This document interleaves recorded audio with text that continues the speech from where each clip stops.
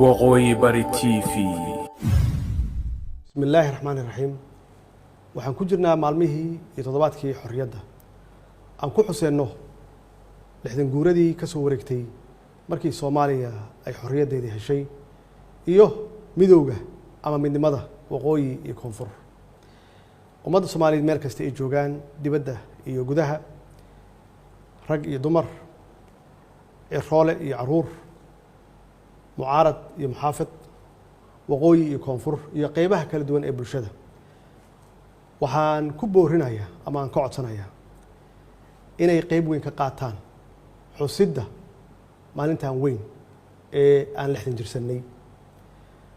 ummadda Soomaaliyeed waxaan kaloo aan rabaa inaan ka codsado meel kasta ay joogaan, hadday joogaan guryahooda iyo goobahooda ganacsiga, inay ku soo bandhigaan, ay ku muujiyaan astaanta qaranka oo ah calankeenna, ayna muujiyaan inay tahay lixdan guuradu inay tahay maalin weyn oo kulligeen nuguda weyn inay tahay.